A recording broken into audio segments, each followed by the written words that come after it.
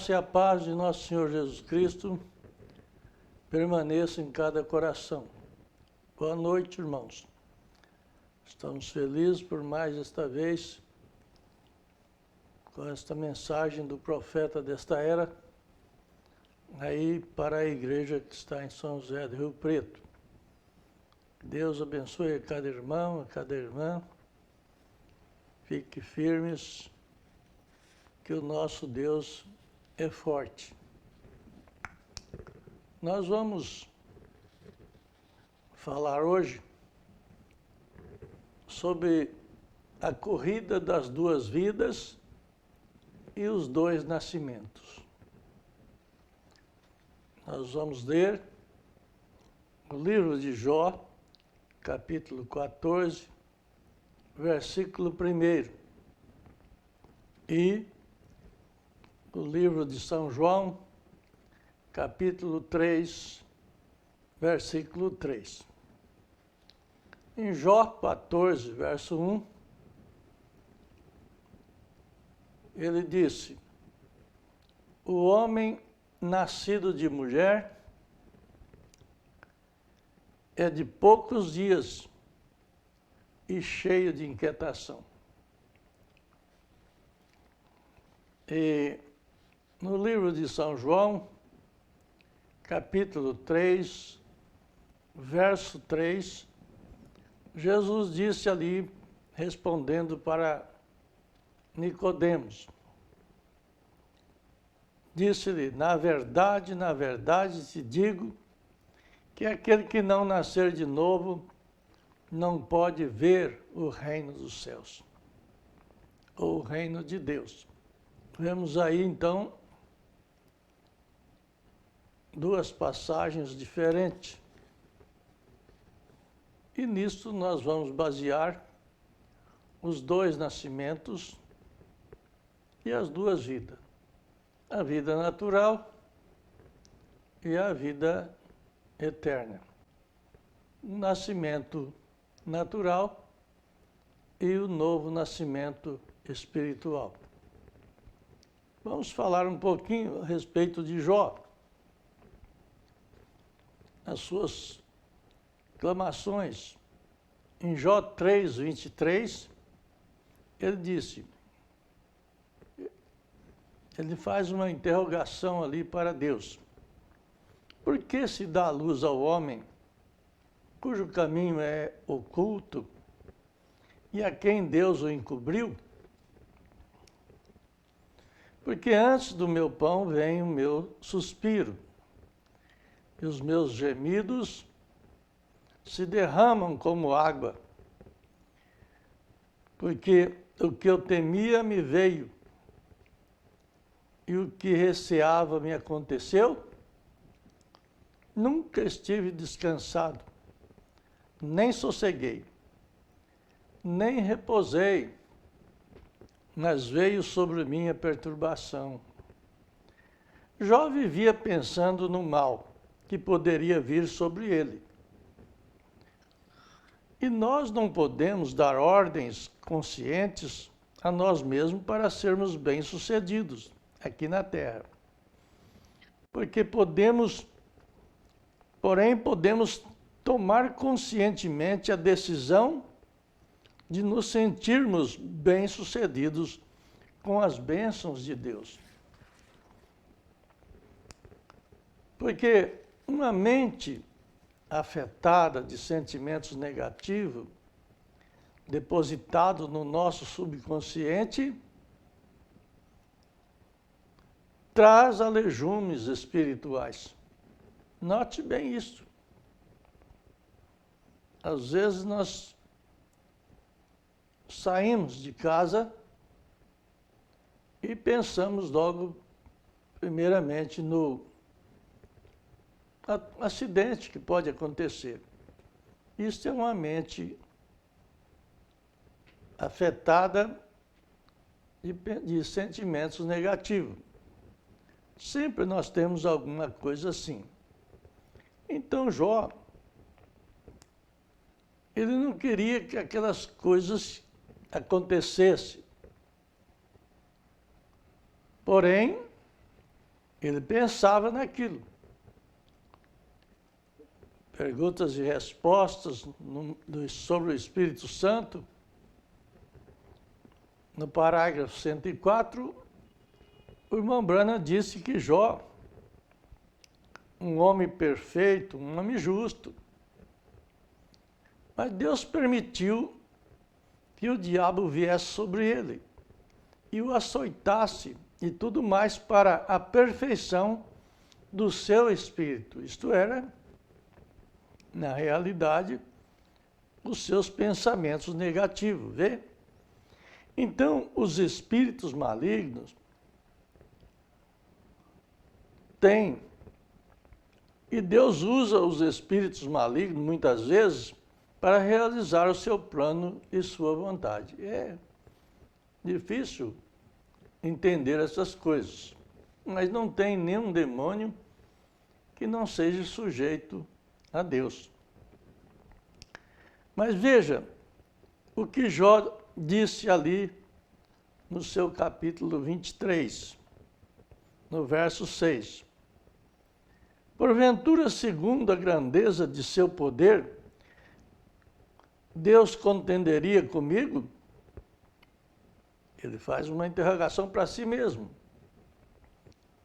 E ele responde, não, antes cuidaria de mim. São coisas que passam por todos nós.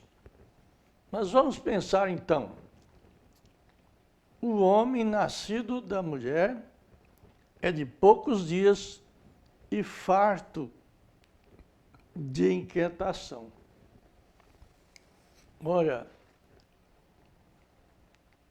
isso é uma realidade em nossas vidas ainda, mesmo nós tendo aí o Espírito Santo. Aí ele diz assim, no verso 14, morrendo o homem, porventura tornará a viver? Todos os dias de meu combate esperaria, até que viesse a minha mudança. Veja bem, pensando em outra vida.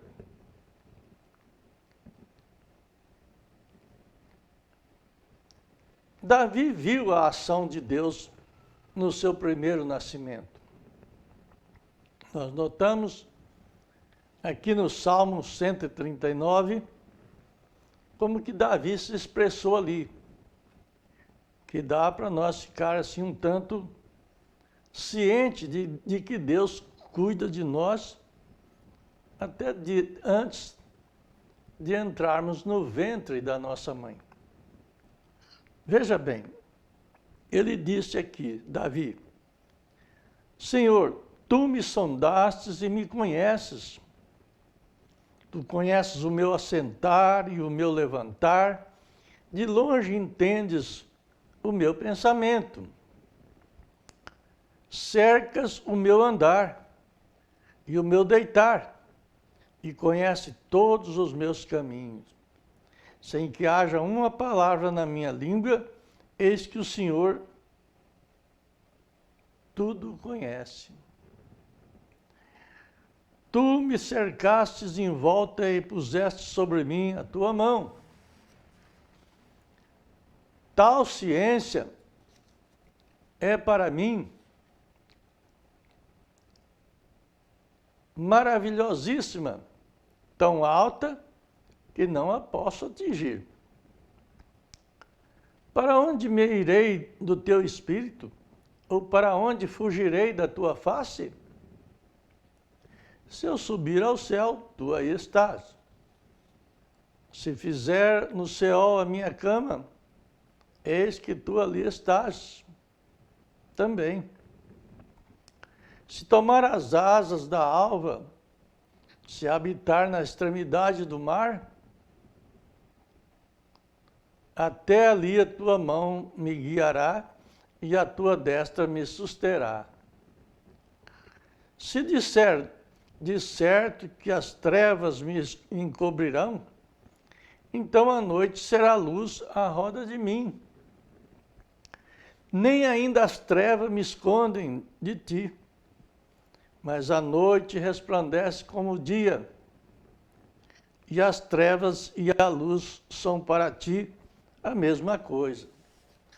Veja bem, irmão, medite nesse salmo. Pois possuíste o meu interior e entreteceste no ventre de minha mãe. Note bem esse assunto. Pois possuístes o meu interior, entreteceste no ventre de minha mãe. E eu te louvarei, porque de um modo terrível e maravilhoso fui formado. Maravilhosas são as tuas obras, e a minha alma sabe muito bem. Vocês sabem que a alma nossa tem sentido. Os meus ossos não te foram encobertos, quando no esconderijo ou no oculto fui formado e entretecido como nas profundezas da terra. Os teus olhos viram o meu corpo ainda informe, antes de ser formado. E o teu livro todas essas coisas foram escritas, as quais iam sendo dia a dia formadas, quando nem ainda uma delas havia. E quão preciosos são para mim, ó Deus, os teus pensamentos, quão grande é a soma deles. Se os contasse, seria em maior número que a areia. Quando acordo, ainda estou contigo. Ó Deus, tu matarás de certo o ímpio. Apartai-vos, portanto, de mim os homens de sangue, pois falam malvadamente contra ti. E os teus inimigos tomam o teu nome em vão.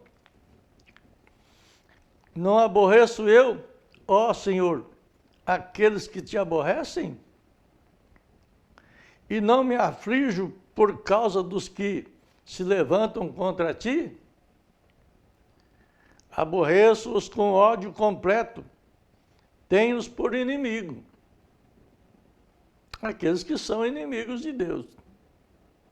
Sonda-me, ó Deus, e conhece o meu coração. Prova-me e conhece os meus pensamentos. E vê se há em mim algum caminho mau e guia-me pelo caminho eterno. Amém? Deus cuidará de nós.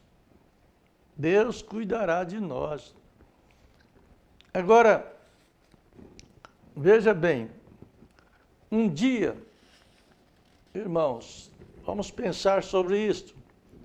Na primeira carreira da vida, a carreira da vida humana, a carreira da vida natural. Vamos pensar aqui sobre isso, para que possamos entender o que Deus quer com cada um de nós. O que Deus quer com cada um de vocês aí, que está ouvindo esta mensagem. Veja bem, um dia você foi qualificado para entrar na maior corrida de todos os tempos. Note isso, meu irmão. Eram milhões de concorrentes. Pense nesse número. Todos tinham o mesmo potencial para vencer, e somente um ou uma venceria. Você era um deles. Analise qual seria a sua chance própria de vencer. Você tinha tudo para ser um derrotado ou uma derrotada. Entre milhões, na concorrência, na corrida para chegar ao ventre de sua mãe? Você nunca foi tão próximo do zero como aquele dia. Nunca o fracasso bateu tão perto de suas portas como aquele dia. Porém, não podia perder essa corrida. É o maior prêmio da história. A vida. A vida. Pense na sua vida. Veja o que Deus fez contigo. Veja o porquê você está aí. Por que eu estou aqui? Então, veja bem. Caso contrário, outra pessoa estaria sentado nessa cadeira que você está. Naquela época você era pequeniníssima, milhares de vezes menor que um grão de areia. Pensando, era pequena e incompleto, mas a sua capacidade de luta pela vida era espantosa. Se você tem dinheiro ou está falido, se é um intelectual ou se é um iletrado, se é uma pessoa famosa ou vive no anonimato, tudo isso é pequeno em relação ao espetáculo da vida que você conquistou. Já pensou? Quantas pessoas que não dão valor para a sua vida? Quantas pessoas que acham alguém culpado pela sua vida? Quantas pessoas que culpam o pai, a mãe por sua vida? Olha, a sua vida foi uma carreira divina. Deus sabia disso antes, quando você ainda era informe. Você ainda não era uma pessoa, você ainda era simplesmente uma gene correndo no lombo do seu pai. Veja bem, a grande corrida da vida. Nada, veja bem, vamos notar aqui, muitos não participariam com milhões de concorrentes por medo de serem derrotados. Sabe o que você pensou na grande corrida da vida? Você sabe? Não pensou nada. Nada, você ainda não pensava. Se pensasse, talvez teria desistido.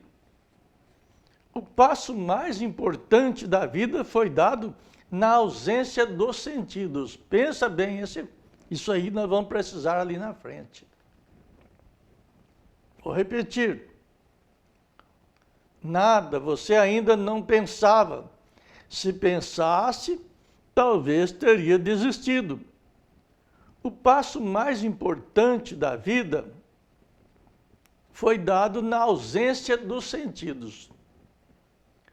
O predestino de Deus te colocou nesta corrida. Já pensou assim? Quão grande é o Senhor? Quão grande e quão importante é a nossa vida? Porque entre milhões deu uma força para esse gens que é você hoje. Toda vez que pensamos num obstáculo, que consideramos que não podemos mudar ele de lugar ou de resolver, ele nos paralisa. Pensar com lucidez é necessário, mas pensar muito nas dificuldades trava a inteligência e rouba as esperanças. Agora, naquela época, você era pequeniníssima, como diz, milhares de vezes menor que um grão de areia. Era pequena e incompleta, mas a tua capacidade de luta pela vida era espantosa. Se você, vamos repetir aqui, se você tem dinheiro ou está falido, se é um intelectual ou um iletrado, se é uma pessoa famosa ou vive no anonimato, tudo isso é pequeno em relação ao espetáculo da vida que você conquistou. Veja bem, por isso nós temos aí essa grande luta nesta primeira vida. Luta terrível, terrível. Agora, na mensagem A Maior Batalha Jamais Pelejada, no parágrafo 93, o profeta diz: nós temos sido treinados e penso que o problema conosco, os pregadores, é que classe de preparação temos recebido?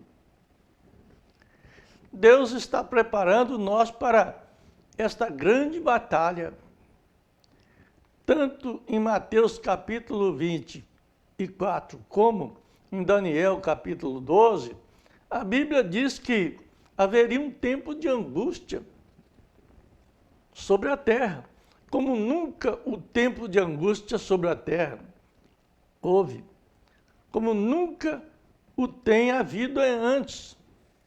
E nós estamos vivendo agora nesse tempo. A cultura e a educação e as demais coisas têm sufocado a palavra de Deus e têm aberto a porta do arrazoamento. A batalha é agora mesmo. E quem se parará firme? Quem está firme?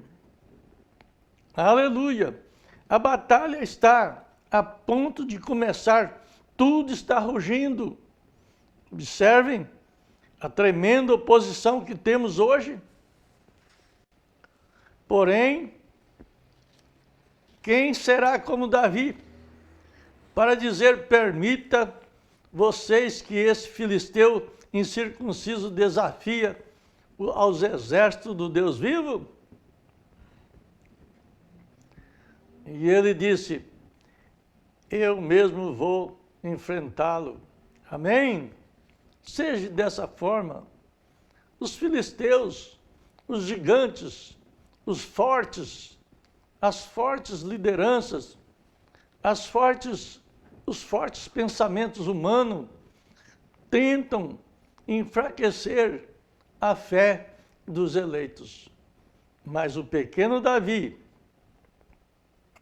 não se observou a si próprio a sua estatura, mas ele tinha o conhecimento de que Deus era com ele.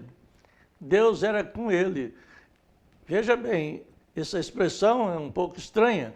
Deus não estava com ele, Deus era com ele. Deus não está conosco, Deus é conosco. Pensa nisso. Se ele é com você, você é uma parte e ele é outra. Veja bem, então enfrente a batalha. Não tinha lógica física razoável de Davi pegar um leão e tomar uma ovelha. Não tinha lógica com um estilingue matar um gigante, um filisteu. Tinha que ser o Deus que era com ele. E nesta noite, Deus quer homens e mulheres que se ponham de pé e digam: eu tomarei ao Senhor em sua palavra. Não é a sua pessoa, não é a sua estatura, não é a sua capacidade, mas é Deus em você. Cristo em nós, esperança da glória. Fique firme. Não importa quantos têm falhado. É o que se passou com este ou com aquele outro. Isso não tem nada a ver. Isto não tem nada a ver. Todos vocês, Saul e os demais que têm medo dele, regresse ao seu devido lugar, porque o exército de Deus marcha para a frente. Amém? Estes são homens de valor e fé, homens de poder e entendimento. Não tem que ser muito sábio, nem muito educado, porém tem que ter canal, como dizem aí, o canal. Logo Deus tomará esses canais e descobrimos uma outra corrida através desses canais. Veja, ainda maior que a primeira corrida. Vimos ali a primeira corrida, agora descobrimos uma outra corrida ainda maior que a primeira. Pense nisso. Pense. Meu nome no livro da vida antes da fundação do mundo. Pensa nisso. O seu nome humano entrou no livro da vida humana. E o livro da vida antes da fundação do mundo? É lógico que isso não é o livro da vida humana. Isso é o livro da vida eterna, que o seu nome estava ali. Pensa nisso, irmãos. Apocalipse 13, verso 8 diz que adorando a besta, adoraram todos os que habitam sobre a terra, esses cujos nomes não estão escritos no livro da vida do Cordeiro, que foi morto desde a fundação do mundo.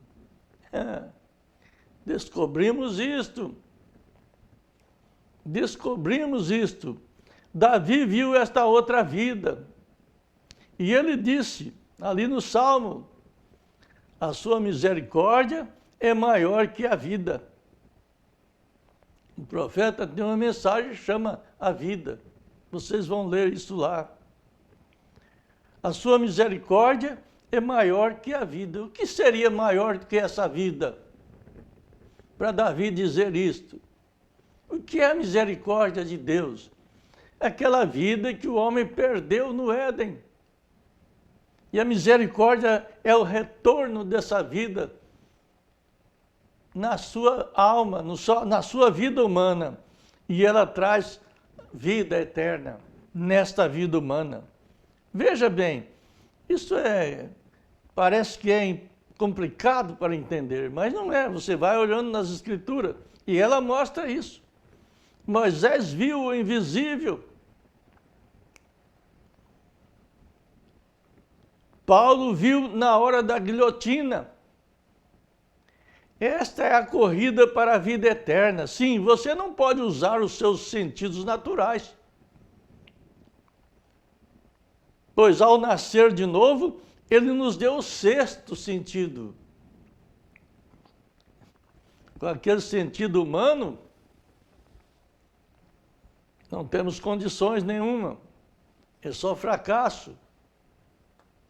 Mas com este sexto sentido, logo após, ao nascer de novo, ele está dentro da sua alma. Nós notamos que Jesus disse ali em Mateus 6, verso 34, não vos inquieteis pelo dia de amanhã, porque o dia de amanhã cuidará de si mesmo. Basta cada dia o seu mal. Veja, basta cada dia o seu mal. Quando nascemos de novo, então encontramos o sentido escondido. Aquilo que Jó falou, por que Deus esconde do homem o seu caminho? Pensa bem nisso. Esse sexto sentido entra no seu ser e você começa a ver o reino dos céus vivendo na sua vida. É um super sentido. O profeta prega esse super sentido no parágrafo 53, ele falando aí dos sentidos naturais ainda, ele diz, Deus deu esses sentidos mas eles são dados como um dom. E depende de como a que você rende esses sentidos, será a maneira como a sua vida será controlada.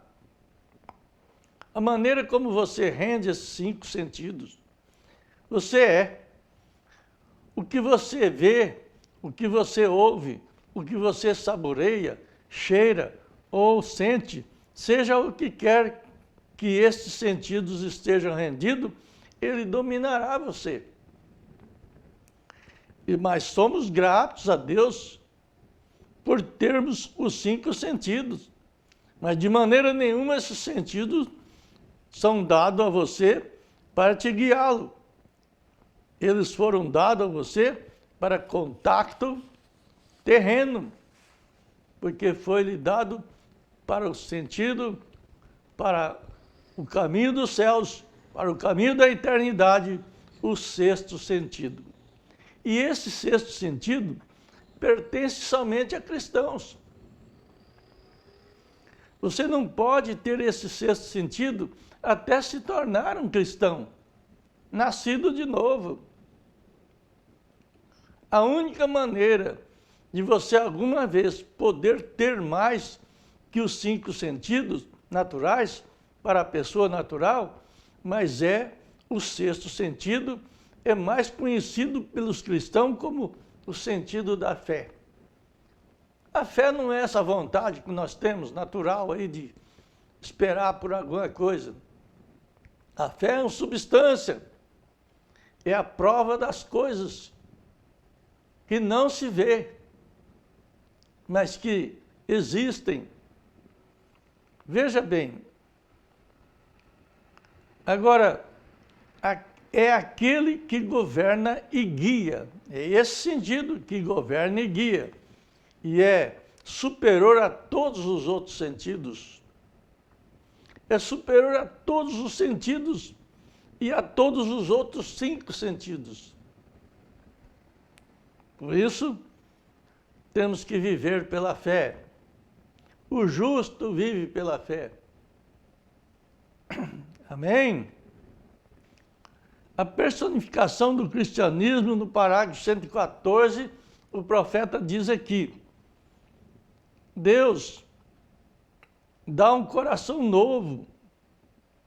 O coração novo de Deus que Ele coloca em você, no novo nascimento.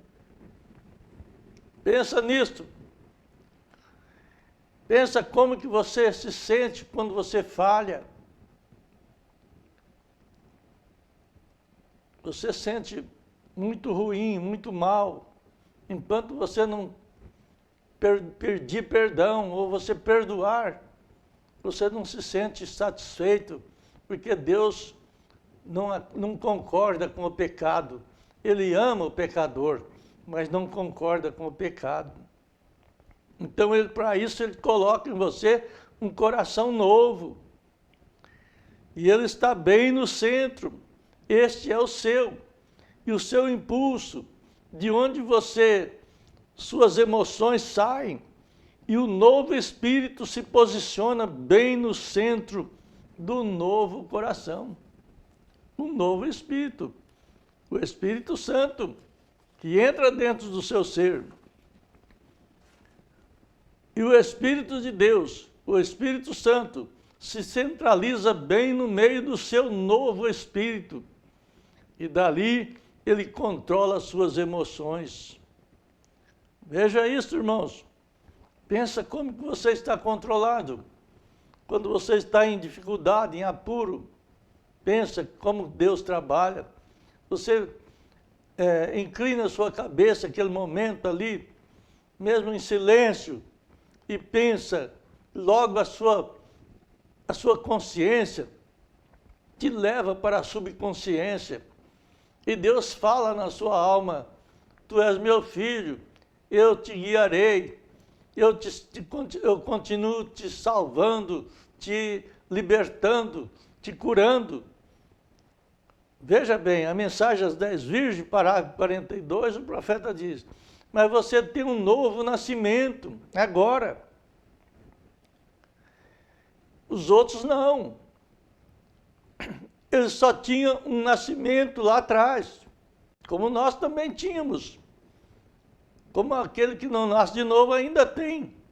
Mas aquele que resolve morrer para o mundo, se sente sede de justiça, fome de justiça, naturalmente o seu ser, o seu raciocínio humano começa a perder a força e a fé penetra dentro da sua alma e você consegue viver aquilo que você não conseguiria antes.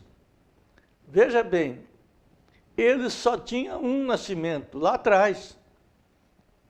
Esta era a verdadeira reprodução sexual. Temos este novo nascimento agora que é o espiritual, que elimina tudo o que separa. E somos todos nova criatura em Cristo. Veja bem, novas criaturas em Cristo Jesus, nascido de novo do Espírito de Deus. É lógico que isso aí se você não nasce de novo, você não consegue enxergar isto, porque isso é o potencial da palavra de Deus dentro da sua alma. Nascidos de novo do Espírito de Deus, nova criatura. A palavra criatura, se algum de vocês, bons estudantes aqui, que compreendem, se você pode olhar, criatura vem da palavra grega, uma nova criação. Veja, é difícil entender isso, mas aquela criação velha que você nasceu na primeira corrida, pensa assim, ela passa a ser uma nova, porque aquela foi gerada pelo seu pai e sua mãe. E esta é gerada pela palavra de Deus, a palavra encarnada na sua vida, na sua alma. Creia nisso. Não importa o que os outros digam, mas creia você. Se você tem condições de crer nisto, você tem realmente a certeza de vida eterna. Uma nova criação. Ou assim como você é uma criatura aqui nascida sexualmente, você é então uma nova criação nascida celestialmente. Pensa nisso, irmãos. Eu estou lendo aqui o parágrafo 42 da mensagem às 10 virgens. Eu não estou falando de mim mesmo. Na nova criação de Deus, de um novo homem. Nova criação. Esse é um nascimento. Mas isso tem que ser um nascimento do mesmo modo que o nascimento natural é. Veja bem, um nascimento natural é necessário. E o nascimento espiritual simplesmente é tão necessário quanto o nascimento espiritual. Jesus falou isso. É necessário nascer de novo. Necessidade não é obrigação. Você não é obrigado a ser cristão. Você nasce de novo para ser cristão. Nascer de novo, veja, é necessidade. Como que você pode pensar nisso? Olha, é fácil você entender. Você pode estar aí sem nenhuma sede, com esse frio, sem sede. Mas espera um pouco. Se alguém lhe der água agora, você nem vai concordar com isso. Mas espera um pouco, porque você tem água no corpo e a sua caloria vai queimando a água do seu corpo. E dali a pouco você está com sede e é necessário você beber água. Assim é Deus. Se você foi predestinado, Deus estava te vendo desde antes da fundação do mundo. Ele não te gerou incompleto, Ele te gerou com sede da palavra, para você nascer de novo na palavra. Então veja bem, Isso é muito necessário para nós pensar nisso. Não vamos ser crente simplesmente para ir na igreja. Não. Isso aí é bom ir na igreja, é bom congregar, é bom falar do amor de Jesus, mas o melhor é sentir Deus morando dentro do seu ser. Parágrafo 232 da mensagem Revelação dos 7 selos, perguntas e respostas sobre os selos. No parágrafo 232, o profeta diz aqui uma coisa muito excelente. Quando Deus deu a Cristo a sua noiva, o Espírito deu a carne. A noiva, ele foi traspassado do lado debaixo de seu coração, e água e sangue e espírito saíram daquilo, e se tornou carne da sua carne e osso dos seus ossos. Nós, isto é o profeta que está dizendo, não sou eu, estou lendo aqui. Nós somos carne e ossos. A noiva será a carne e ossos de Cristo. Exatamente eles são. Essa é a sua noiva. Agora veja bem, se vocês têm dúvida com isso, tem dúvida, vocês têm um busca aí. Ali na pesquisa, você clica lá carne e busca para você ver o que o profeta fala. Não é só isso que eu estou lendo, tem muitas coisas. Se você tem o The Table aí, e você quer saber o que é isso, você entende um pouco de inglês? Escreve aí na pesquisa do The Table, beef, e você vai ver os resultados, verá os resultados. Veja bem, isso deve mostrar para você por que a gente não quer aceitar isso. Porque a gente prefere viver a falha do que o correto. A gente prefere, é fácil falhar, mas é difícil andar correto. Mas se a tua alma é de Deus, ela força você a andar correto. O justo, os olhos do Senhor estão sobre o justo na terra. Amém? Com certeza, com esta consciência, reconheça a sua santidade. Você não é uma pessoa comum. Você é uma pessoa santa. Sabe por que você é santo? Porque o Espírito Santo é que está dentro de você. Sabe por que essa igreja é santa? Não é porque ela é santa em si, é porque o Espírito Santo está nela. É o Espírito Santo que é santo. E se o Espírito Santo está dentro de você, ele te santifica e te faz uma pessoa santa. E você pode orar e curar através da palavra do nome do Senhor Jesus Cristo. Nós te agradecemos, Senhor, por esta noite, no teu santo nome. Amém, amém. Vamos orar. Senhor Jesus, nós estamos gratos pela tua palavra. Sabemos que isto pode trazer muitas dúvidas para aqueles que não são nascidos de novo, mas pode trazer muita firmeza para aqueles que são nascidos de novo, porque os que não são nascidos de novo não podem ver o reino dos céus. Mas se você sente Deus na sua alma, você tem tudo para nascer de novo. Prossegue, vai em frente, vai lutando, como a primeira luta sem o sentido humano, a segunda luta sem o sentido humano, pela fé, em nome do Senhor Jesus Cristo. Amém.